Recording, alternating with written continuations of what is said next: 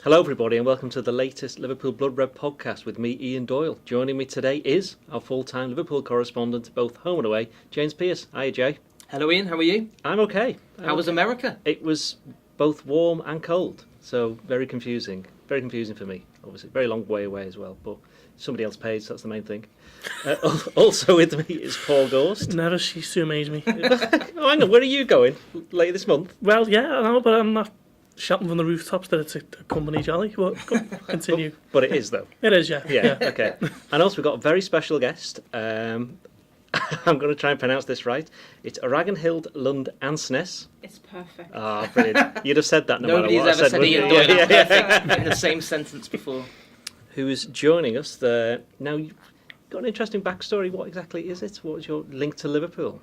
Well, once upon a time I used to hate football, and through my journalism and my skills of writing, I've transformed myself into one of the most fanatic Liverpool fans over the last 10 years. And we're talking 3 Liverpool books later, a couple of them official for the club. And I've just recently released Bruce Grobbelaar's autobiography as a ghostwriter. So, yeah, here I am.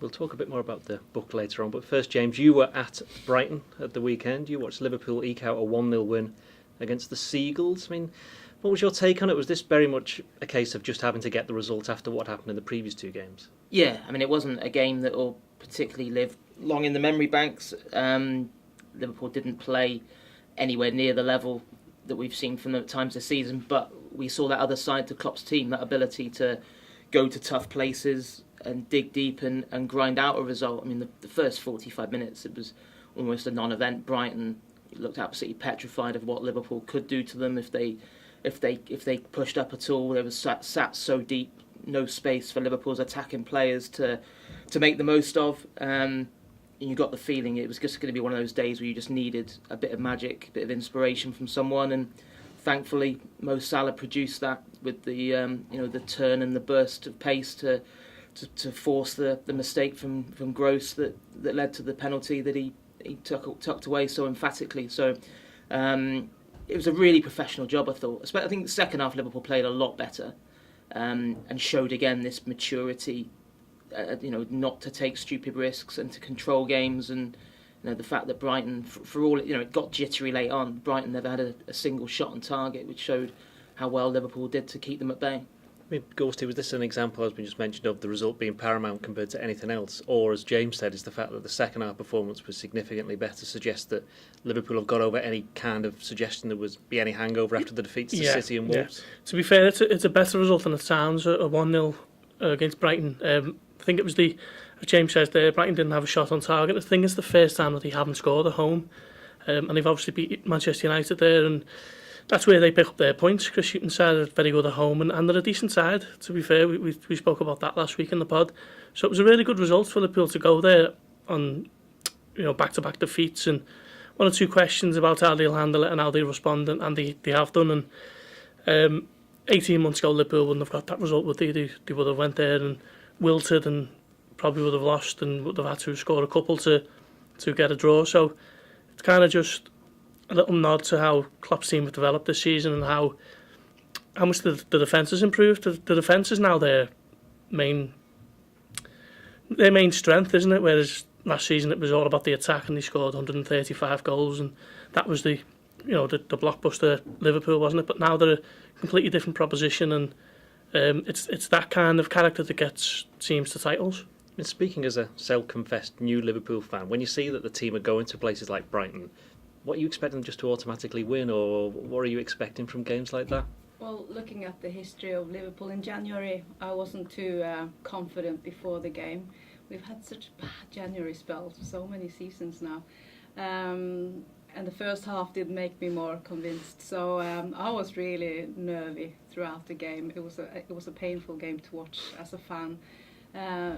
But as you're saying as well, the defence is just outstanding at the moment. And that is really sort of resting my pulse a lot more than last season, because Van Dijk back there, how he's bossing around the back 4 is just immense. And to see also Fabinho, how he was working really well in that position. It seems like that man can play everywhere. So yeah, it was nervy, and it's frustrating how we're not scoring on such obvious chances at the moment. But I'm sure with this result, it will just tune them in and get back to business.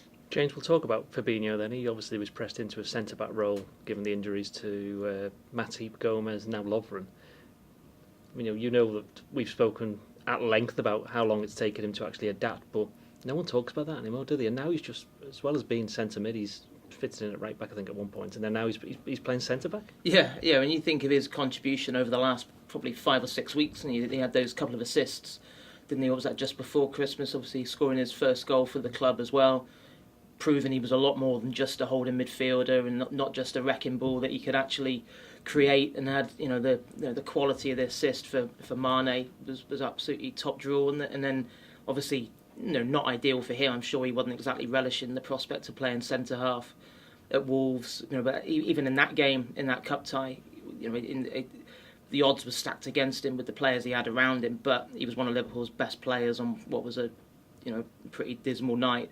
And then I thought he was Liverpool's man of the match at Brighton. I think when you factor in that he'd never played in like an elite European League game in that role, it helped obviously that Liverpool had so much of the ball. It wasn't like they were getting bombarded, but the number of times where balls did come into the box, that he was in the right place at the right time to deal with them. He's got everything you'd want from a centre half in terms of he's strong in the air. Good with the ball at his feet as well. Reads the game really well. Just a massive plus, because that could have been. I'm sure Brighton in the build-up to the game were looking at that, and I'm sure that was part of Chris Hughton's plan. That to Glenn Murray, that is a chink in Liverpool's armour that you can exploit. They've got a centre midfielder playing centre back, but you would never. Have a recent history of playing players out of position at Brighton, haven't they? Remember last season, yeah, where Emre Can and Wijnaldum, back three. Yeah. That was a very different game in terms of Liverpool ended up taking Brighton to the cleaners that day. This one was a much kind of closer affair, but I think also it helps Fabinho having someone like Van Dijk alongside him, because again Van Dijk is playing at such a ridiculously high level at the moment. He just cruises through games. It's he's just an absolute joy to watch. So Van Dijk calms you down? Definitely. I just enjoy watching him close up, on the ground. How he just bosses everyone around. He takes on so much responsibility, and I think that's probably one of the best factors of a winning team, when each player take on as much responsibility as they possibly can, and that's how you create a winning team. You're not just doing your job, but you want to make sure that those around you are improving their games as well, and he's got that extra X factor that is just very enjoyable to watch. Would you say he's worth way more than the £75 million that Liverpool paid for him? Because it's been a year now, and at the time people were going, why on earth did they pay that much? They thought they were paying a premium because of what happened with Southampton 6 months early with the failed bid. Do you feel as though now it's he's worth double that? Oh, definitely. I don't know exactly how much I would say he's worth, but he's definitely worth a lot more. And that just shows a little bit the cleverness of Klopp, how he can think ahead and how he can see potential and get the best out of players as well. So I think we need to give some credit to the manager as well for building him up to become such a great player, and because he's now the third captain as well, is already communicating to him that take that responsibility, and that creates a lot of confidence, I suppose. I was going to say, only it won't be that long, will it, before we'll be talking about the PFA Player of the Year award, and he has to be. I think if the voting was this week, I think he would be an absolute shoo-in.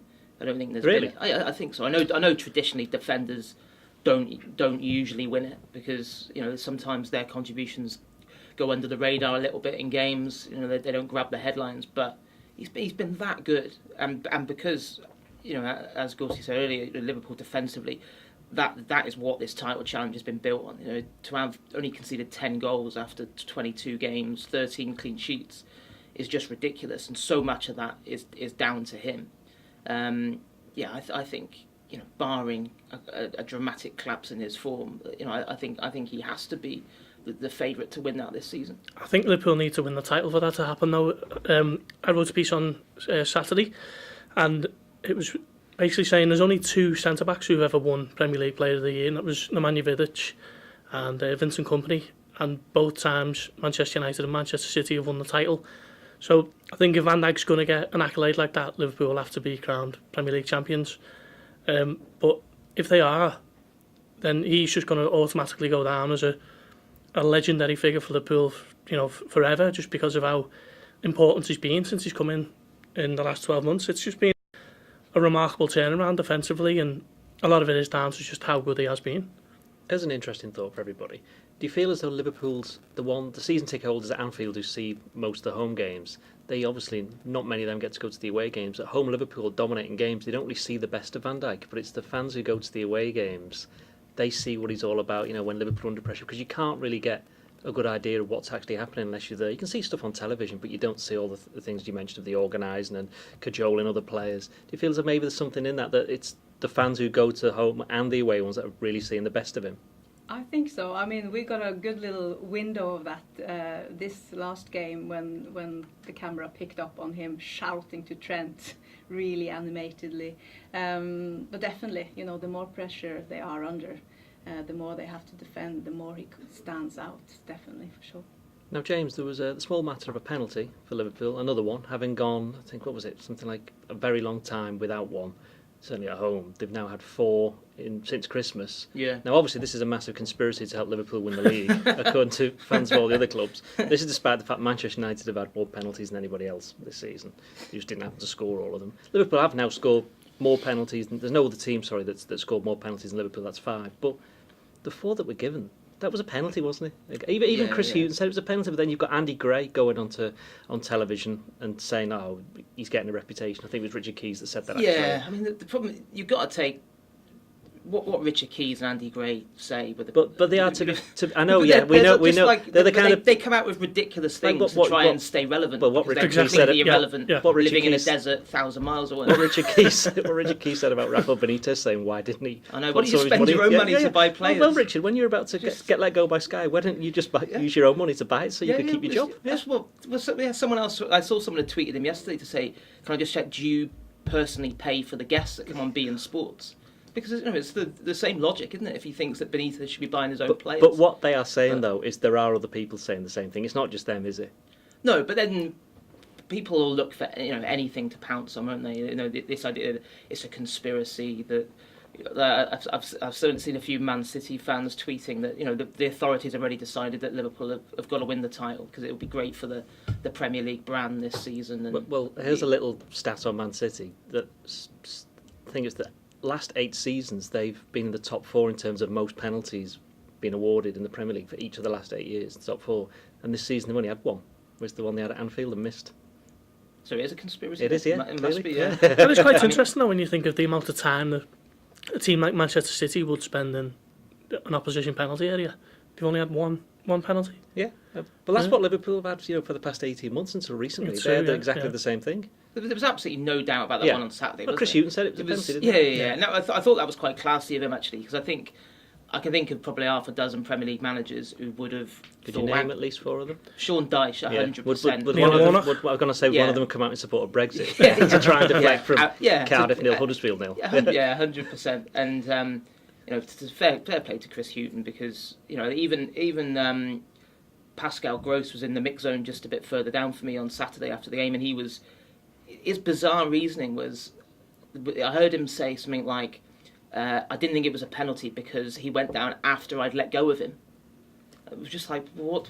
So he should have gone down whilst you were still holding him. Yeah. So he basically admitted that he did have hold of it. Yeah. It was 100% a penalty, and I don't understand this idea that, I thought let's be honest, the one against Newcastle was a bit soft, wasn't it? But it was stupid from Dummett to grab him like he did. But you've seen them given. Yeah, I don't think anyone would say that. Yeah, you wouldn't be happy if kind that's of given. Yeah, exaggerated that slightly. The one against Arsenal was absolutely 100% a penalty. But then was it Socrates, wasn't it? On Lovren, that was a bit of a daft, wasn't it? No. He was it was Kolasinac, wasn't it? Kolasinac sorry, that's it. Was it Kolasinac? Yeah. Sorry, yeah, and that was 100% a penalty, and the one on Saturday was absolutely 100% nailed on.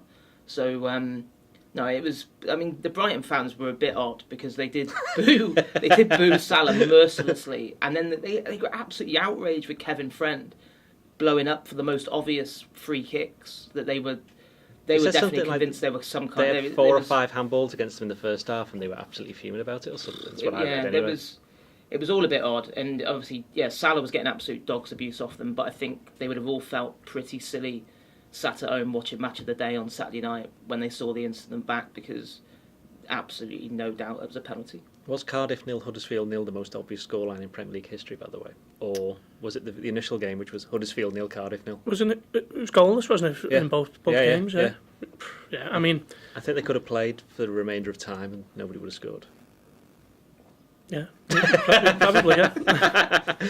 Now, a lack of firepower, that suggests, for both clubs. An interesting statistic that Liverpool now have gone 40 months since losing back-to-back Premier League games, which, bear in mind that happened to Manchester City last month. That does suggest that there's been an awful lot of consistency, certainly since Jurgen Klopp's taken charge. Oh, definitely.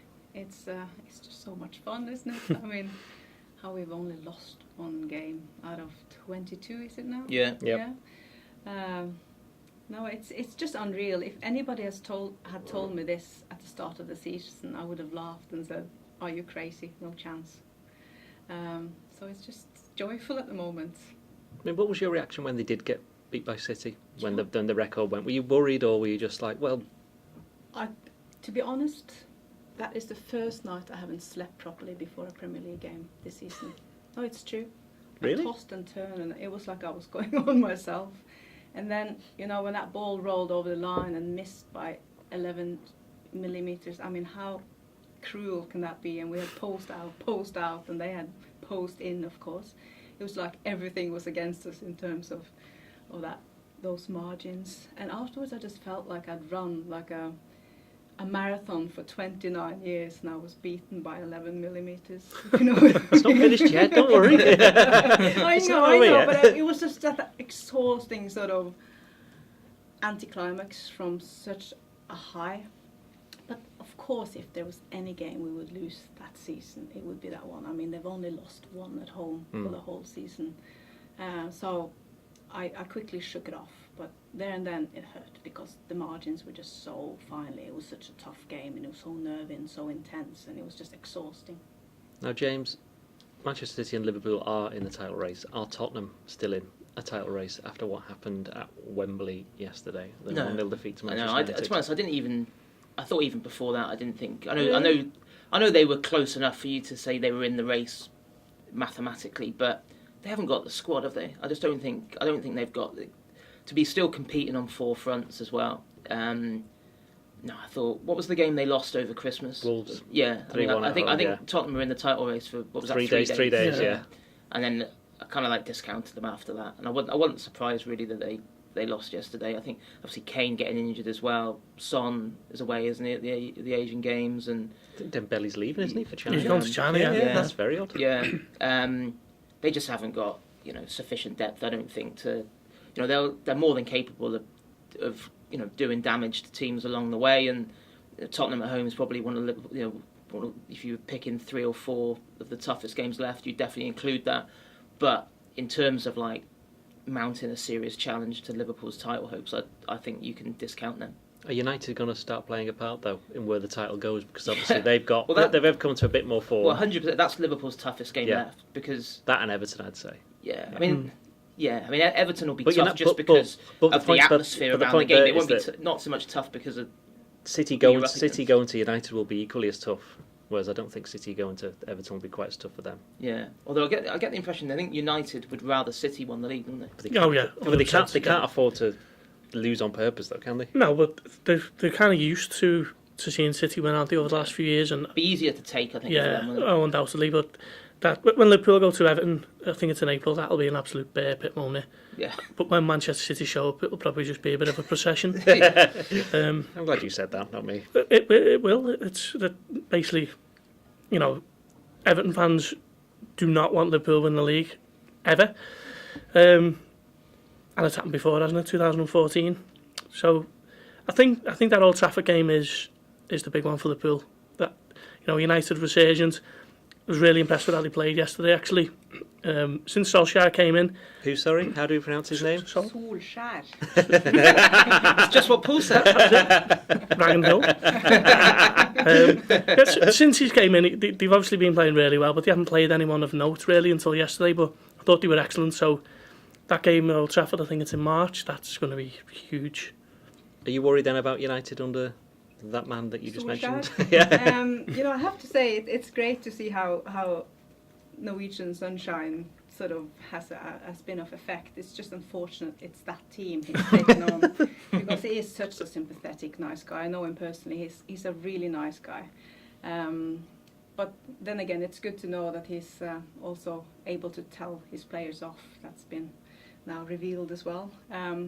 Because he looks like such a happy little camper. And it's the first time ever I've been made up United winning. It was this round because that pushed Tottenham a bit away. But going back to Manchester City Liverpool, I think we also have one more advantage that we haven't spoken about. They have 2 more away games than us, and they are weaker away than home this season. So hopefully that can help us too. But yeah, I'm a bit nervous under Solskjaer. He seems to be bringing back that kind of glory. I don't want to say it properly. Do we need Tottenham to actually stay in it a bit to make it interesting and also give City something to think about and talk about when they play City? You see where I'm coming from here, thinking miles ahead. Well, yeah, I suppose I can see the logic behind that, but I still think Tottenham are more than capable of getting a result against anyone on a one-off I thought Tottenham played day. well yesterday. Yeah, I thought they played well. I just don't think, especially we're waiting to find out. I don't know if they said yet how long Kane's going to be out for. Not yet, no. Because he is just so. I think that would be the equivalent of Liverpool losing Van Dijk, and if he's out for a month or whatever, then I think that is absolutely goodbye to any hope of them being serious contenders. Now you'd have to say in that respect that David De Gea is perhaps United's most important player. Yeah. He's a goalkeeper. I think we can see where this is going. Has anybody here written a book with a goalkeeper recently? I think I've lived a year of my life with one. Bruce Grobbelaar, yeah. What a guy. It's one thing that frustrates me with autobiographies with footballers are the fact that they're all so similar. I don't want to step on anyone's toes here, but they really are. I can't finish an autobiography from start to finish with any footballer, no matter how exciting they are.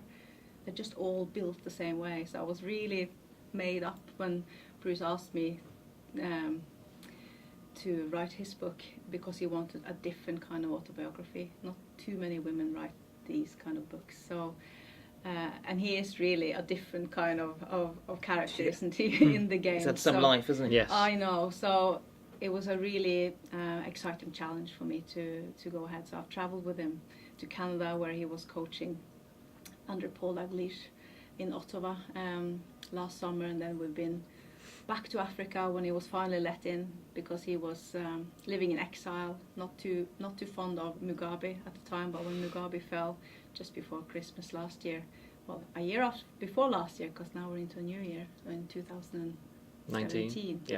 19. To come back to Zimbabwe and see what a hero Bruce is in Africa. It's not just in Zimbabwe, but in South Africa as well. He's such a massive figure. How people up in around the president, how they met him with so much respect. And then you've got the street sellers running after his car, just shouting, jungle man, please come back and save our football. Because he's still, that one who represents that dream team they had, the only team that was so close to make it to the World Cup. And people in Zimbabwe will never, ever forget that.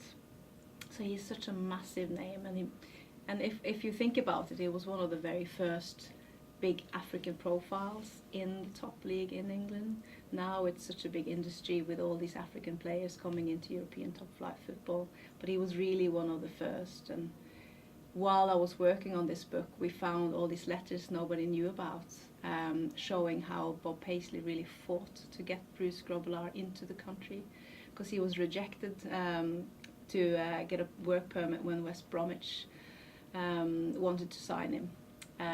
So just because he was African, he didn't end up being a West Brom player, but thanks to a very persistent Bob Paisley who really wanted him, he got him in and got him a work permit, and the rest is history. How much of his story did you know before sitting down and speaking with him? Well, I've been fortunate to interview him for several of my other books, both my first one on what football is doing for the fans, and then my second book, Liverpool FC Heroes, where I interviewed 14 key players over the last 55 years of Liverpool's history. He was in there because I represented different positions on the field and also different sides of being a person behind the player, and he was in there. And he's been very helpful in terms of helping me, traveling with my books, promoting my books, meeting fans, doing book signings with me, like 20 odd other ex-players. But I've travelled a lot with Bruce, so we've made, we've shared a lot of stories and become friends over the years. So I think he needed someone who he could really trust, because in this book he opens up about the match fixing, about the war, how he was just a teenager fighting for his life in the jungle, and just to go through with him what he ate to survive during that period, and all the friends he lost being that young. Yeah, it's been a lot of, a lot of people regard him as the clown, that fun sort of bubbly character, and he really is. But he's got so many underlayers of things he has had to conquer, so many challenges and so much stuff. He's such a complex character and very exciting to write about. And one thing, James, that always gets forgotten about Bruce Grobbelaar, as far as I'm concerned, because obviously I grew up watching him. I think you watched him as well, didn't you? Gorst, did you have a chance? Yeah, when I was growing up watching the football, he was a little bit older, but yeah. That he was actually rather good at a goalkeeper, wasn't he? Oh, he was unbelievably good. Yeah, I think he kind of. I think it was the first sweep. It wasn't the first sweeper keeper, but he was the first keeper who made a habit of coming out and sweeping up. There were other keepers who'd done it before him, but not to the extent he'd done it. Certainly as a team that was doing as high profile as Liverpool and winning trophies. Yeah, I think people who probably didn't get to watch him play that regularly, maybe got the wrong impression of him in terms of, because the stories you tend to hear about, it tends to be the clowning around, doesn't it? The hanging off the crossbar, walking around the penalty box on his hands. Spaghetti legs. Yeah, you don't. To be fair, that worked. Yeah, you don't tend to hear, that much about the unbelievable saves that he made, and you don't win what he won during his Liverpool career unless you're an absolutely elite level goalkeeper, which he was for just a ridiculous amount of longevity to stay at the highest level for as long as he did. Well, David Prentice, our esteemed leader, obviously he was covering Everton around that period, and he always said that Grobbelaar was worth about 12 to 15 points for Liverpool each season. And now have they got somebody in Alisson Becker that's similar in that respect? Because maybe not in terms of the personality, but in terms of the way he approaches the game, and he likes using his feet like Grobbelaar did. Probably better than him at that as well. There are similarities. Yeah, there are. Yeah, I think it feels to me like I think Alisson's the best goalkeeper Liverpool have had since Grobbelaar, and I think better than Reina. Yeah, well, I suppose that I think I wrote that a couple of months ago, and a lot of people said, "Hang on a minute, you've forgotten Pepe Reina," but I don't know. Reina had a good 2 years. He just didn't make a save in the last couple of years. I thought he went. I thought you could certainly argue and I can understand people saying that Reina was kind of cast aside too early, but I think his form did dip. I just think Alisson's in a different class in terms of everything he gives you. It's not just the unbelievable saves and the distribution and all the rest of it. It's just that general calmness and composure that rubs off on players around him. In a very similar way to Van Dijk. Van Dijk improved Liverpool massively in the second half of last season, but it took Alisson coming in to address what was a glaring area of weakness for Liverpool to take to go on to the next level. And I personally, I wouldn't swap Alisson for anyone else in the Premier League goalkeeper wise. Even De Gea. Yeah. Would you say they're on a par? Yeah. I know that obviously the debate at the moment is that one's better than the other, and I think you have to say De Gea's got a longer track record. Yeah. Alisson's not had to come up with a performance like De Gea had against Tottenham yesterday because Liverpool's defence. I mean, that's why. Yeah. It was only a few months ago, wasn't it, that people were saying that De Gea had gone massively off the boil. It was after the World Cup, wasn't it? Because I know in Spain they're not massively keen on it for some reason. I'm sure there was a stat a few months into the season that every shot he was. Every shot he was facing, it was going in. It was going in, wasn't it? But then, it just seemed the way these days that then all of that suddenly forgotten on the back. Obviously he was brilliant against Spurs, even he's had wobbles along the way. But he's top draw as well. I mean, sorry, Gorst. I was just going to say about Alisson, I can think of 3 saves off the top of my head now that have been hugely important to Liverpool. The one against Napoli, they'd be out the Champions League if that would have gone in. He made an incredible save against Andre Gomez in the Merseyside derby. There was one in the last few seconds at home to Brighton. Yep. And these are all saves that have earned Liverpool points. So you mentioned about Grobbelaar One being at Burnley. Yeah, Yeah, that went, yeah, it that's was in a another draw one, and it ended up That being turned the 3-1. 2-2 Yeah. into a 3-1, didn't it? So he doesn't have much to do throughout games, but when he does, he's rising to the challenge. And obviously the mistake at Leicester aside, and probably the one at Manchester United, he hasn't made any errors that have cost Liverpool, and that just shows how consistent he is, and what a high calibre shot stopper he is. 20, what is he, nearly 30 games into his Liverpool career, and he's basically justifying his price tag, isn't he? In the same way Van Dijk has. I mean, I hope I'm not breaking any confidences here, but has Bruce spoken about Alisson and what he thinks of him as a goalkeeper? Yeah, well, Bruce is very sort of specific about he wants to see him for a full season Right. before he judge him, because it's all about playing on that level for the whole full season. But he's very happy with what he sees so far. He's really, really happy about him being a sweeper keeper as well, being out there, using his feet, starting the game quickly. I think he's got really precise balls when he distributes as well, and he's just like our first attacker in many ways as well. He's just that. With Mignolet, sometimes it was so frustrating to see him. I've spoken to Mignolet about this. He said what happened to him eventually. He's such a thinker, and eventually his thinking just overtook his game, because he was just thinking about all the options he had, and eventually the thinking just took longer and longer and longer, and that just made us lose the rhythm of the game, and eventually he got fouled from it, with all those seconds holding the ball. But he just was constantly reading for options, and I think being a good goalkeeper, yes, you've got to be good at reading the game, but you've got to play with your instinct as well. You've got to have that nice combination of instinct and brains. And a lot of the time, I think the best goalkeepers play with the best instinct and just start the next attack straight away and get that little inch ahead of the other team. I mean, James, it's a bit like a striker in a way, that they are instinctive, and also when a striker misses a chance, they're trained to just forget about it and wait for the next one. With goalkeepers, obviously it's the other way around. When they make a mistake, they're trained to just forget about it, and that's something that Alisson's been able to do. Obviously, it was something that Bruce Grobbelaar was able to do as well, because they both goalkeepers. The one guarantee for goalkeepers is you're going to make mistakes, and the bigger the club, the more high profile the errors.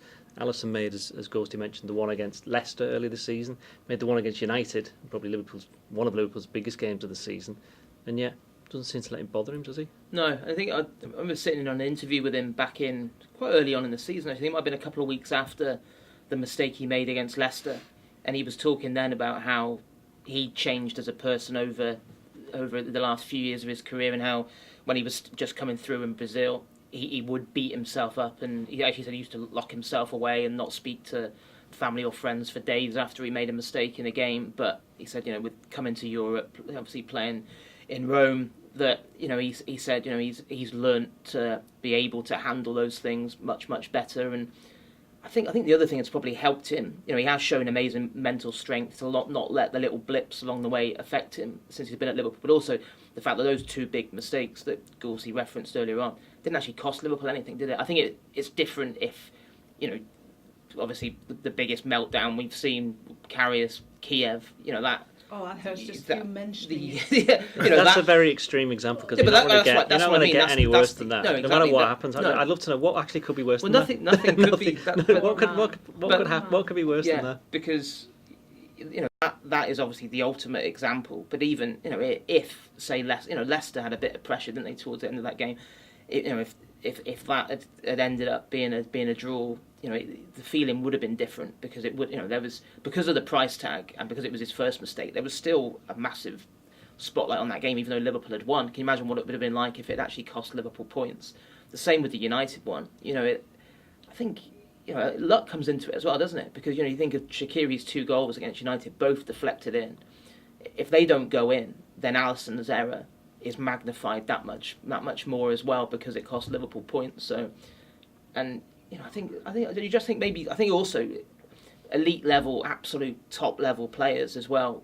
Sometimes you get the impression that they get a bit of luck goes their way. You think of Van Dijk's probably made one bad mistake this season, and that was giving away the penalty against City at Anfield, and then Mahrez skies it over the bar. Now, of course, Van Dijk wouldn't have got slaughtered for that because there's been too much to admire either side of it, but it's still an example of it didn't actually cost Liverpool anything, didn't it? And it all ties into the fine margins that more often than not this season that they've been on the right side of it.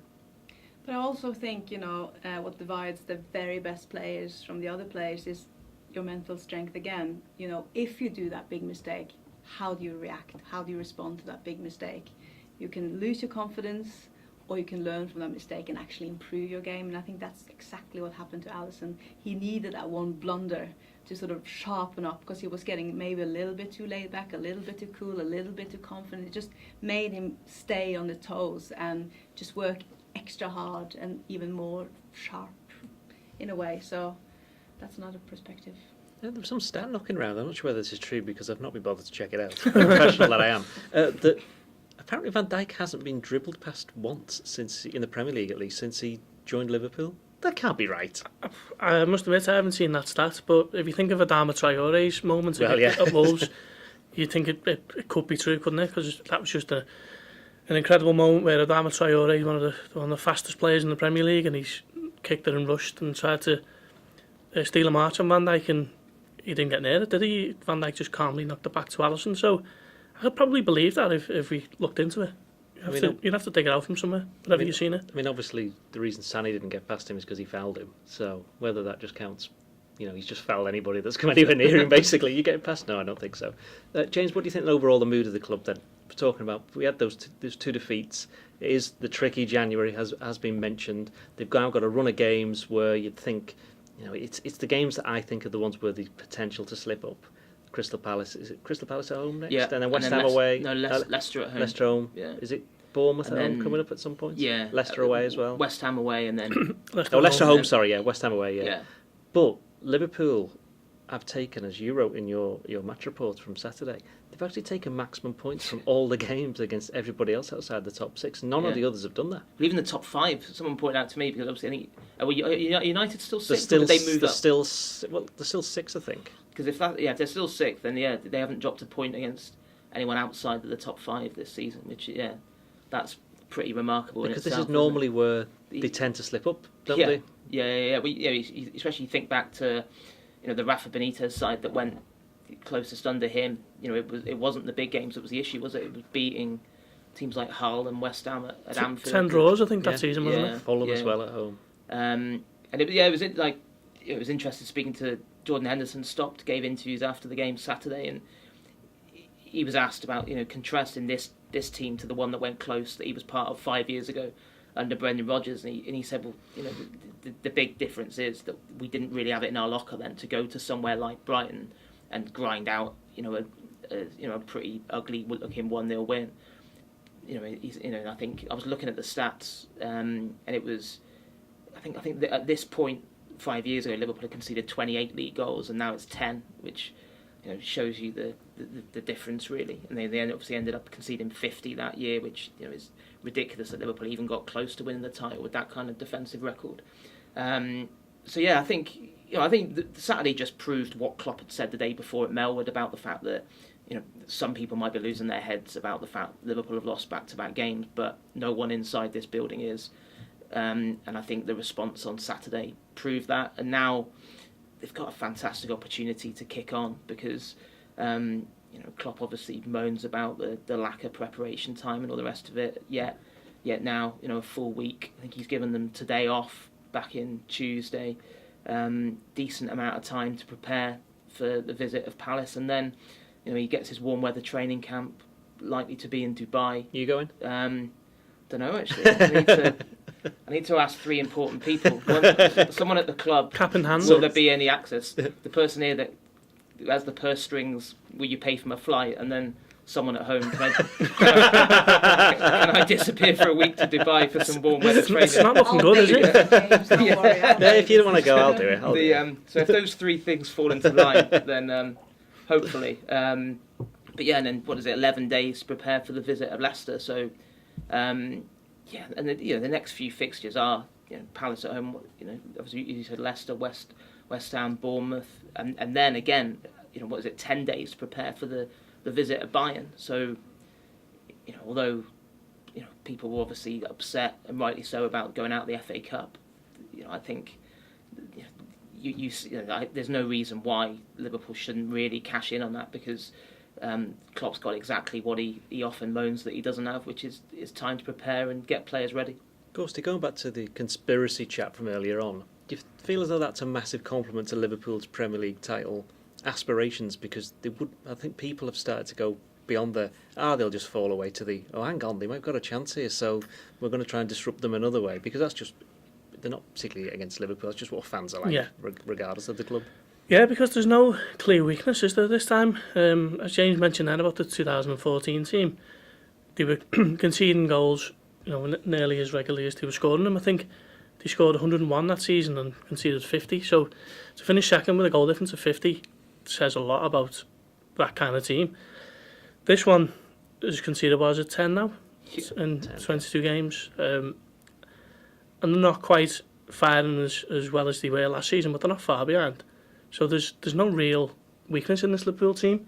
You don't look at it and think that's where it's going to fall away. So people jumping on this conspiracy bandwagon are kind of just looking for something or anything to grasp onto to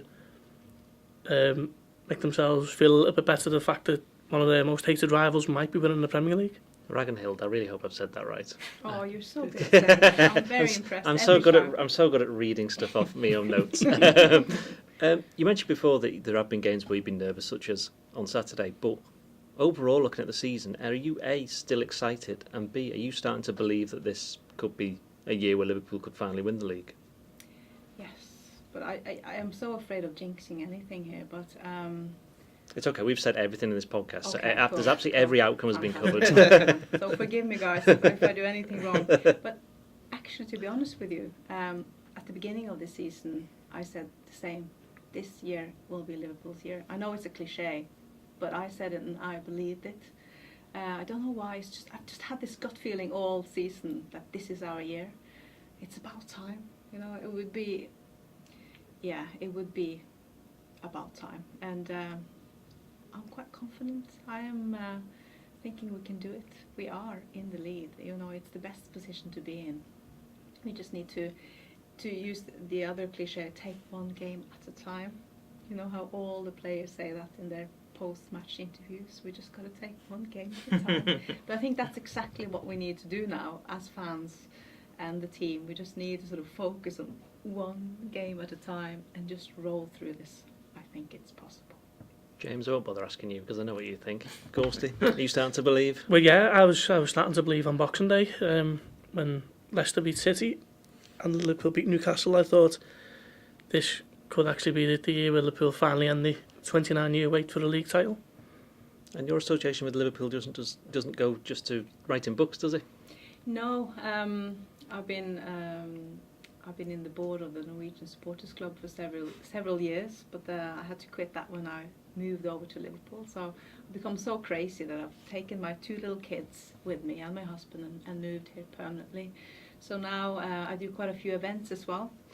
I'm planning something very exciting with the club itself. I'll have to come back and talk about that later, because that will be history in the making. If it goes the way I'm dreaming and hoping and planning it will do in March. That's the only key word. But I'm doing an event with Bruce. I'm celebrating his book, Life in a Jungle, at the Hilton. This will be my very first big event in Liverpool, because I've hosted quite a lot of events for charity and other things in Liverpool, but this will be my first proper event. And I'm hoping so many people will come down and celebrate Bruce, because this will be his official book release party, where we will sit down after we've eaten his African-inspired meal that he's put together. He's a decent cook, I have to say. He's making it? No. He's just planned it with the head chef of Hilton. So he's got his day off in the kitchen, but he cooks everywhere he goes. All the places we've He was traveled. cooking last time I came round to your house. Oh, yeah. He cooks all the time, and he will cook different meals for different people. He opened the front door to me. Yeah. I didn't even expect to see him. Yeah. I only went to pick up my little girl, and suddenly Bruce Grobbelaar's there in a pinny cooking prawns. Yeah. Did you have one? I did. It's prawns. Oh, but his that, garlic prawns are oh my amazing. God, They're yeah. legendary. Yeah. Legendary. Legendary. No, he is. Yeah. You know, it's a pure joy to travel with him because he will just open fridges and start cooking at friends' houses. So he will customize stuff for kids, and he will did a lot. So we will sit down at the Hilton, and that will be the most honest, in-depth interview you will hear with Bruce Grobbelaar in your life. It will be a journey from the start when he was pegged between the post behind the goal of his dad as a toddler, so he couldn't run away while his dad was playing. So the only thing he could watch was his dad's movements in goal. So we'll go from there and all the way through his African, extremely eccentric upbringing, with witch doctors in the dressing room, and it's just incredible, and all the way to becoming England's most winning goalkeeper. So I'm hoping everyone who's listening to this, who's coming to Bournemouth, or if you're already in the city, 8th of February at 6 o'clock at the Hilton. How do people get tickets? It's on the ticket quarter, but if you just Google African Night and Bruce, you will find us. Well, something to look forward to. I think that should just about do us. Join us later again this week, where we will look ahead to who are they playing? I've forgotten. Palace. Crystal Palace at home. Last team to beat them at home. Don't say that. Cheerio.